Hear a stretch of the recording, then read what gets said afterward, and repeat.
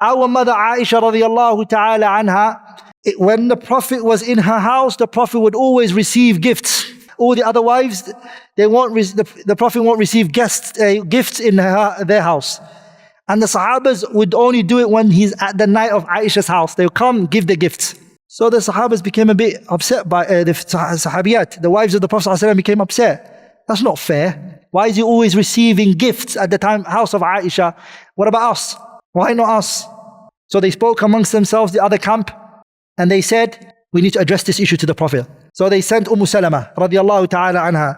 They said to Salama, you go and speak to him about this issue. She said, I will, no problem. Salama went radiallahu ta'ala anha. She spoke to the Prophet about it. She said to the Prophet sallallahu alayhi wa sallam, this is not fair. You only receive gifts in the house of who? Aisha radiallahu ta'ala anha. And when you're with our house, nothing comes to you. Is it not? The Prophet sallallahu alayhi wa sallam ignored Salama. Second time, she brought it up again. He ignored it. He didn't want to address it. Then Salama, she came back to the other wives and she said, the Prophet sallallahu alayhi wa sallam, he didn't respond to me. He didn't say anything. They said, okay, do it when he comes to your night. So the night when he came to her house, she addressed it to the Prophet ﷺ again. He also tried to avoid it.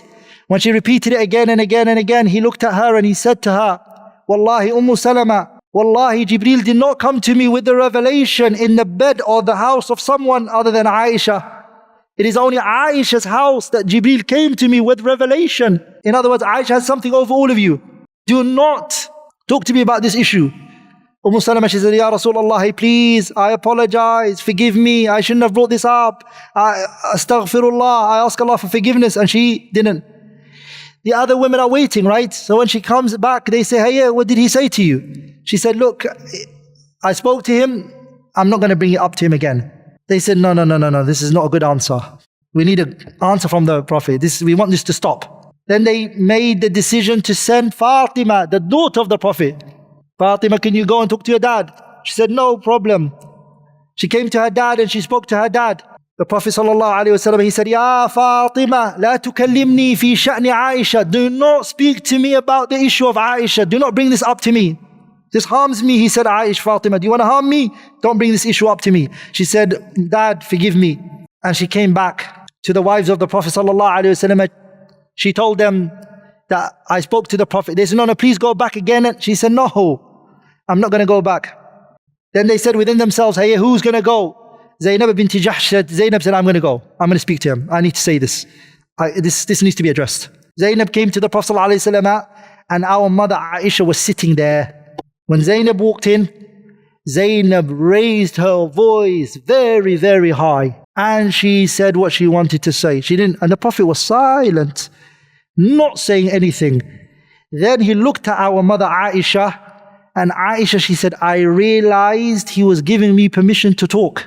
And the Prophet looked at Aisha radiallahu ta'ala anha, because Zainab, she was angry and she was also harsh to our mother Aisha. And she would say very harsh things to Aisha, but Aisha was there.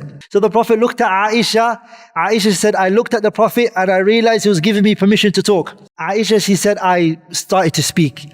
And I spoke and I said my bit, hatta askattuha, until I silenced Zainab. She couldn't respond to me. Then the Prophet ﷺ, he laughed. He said, Wallahi innaha binti Abi Quhafa. Wallahi, she's the daughter of Abu Bakr. She's like her father. Wallahi, she is from him. Yani Abu Bakr. The point I want from the story is that the Prophet loved Aisha. Everyone knew that he loved Aisha. Aisha knew that the Prophet loved her the most. The Prophet told everybody that he loves Aisha. This was public knowledge. Sah? With that being said, Aisha said, I was always jealous of Khadija. And I never met her in my life. That was the only woman he would always mention. And one day he mentioned her in the presence of our mother Aisha. She said, Ka'annaka, it's like as though you've never seen any other woman, and you've never been, Aisha saying this, that you've never seen any other woman, or you've never been married to any other woman except Khadija. And then he looked at me and he said, Wallahi innaha hi.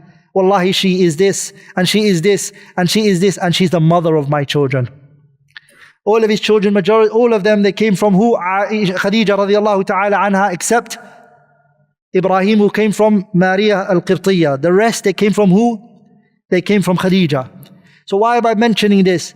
Khadija falls under az-zawjah, as-salihah, righteous wife.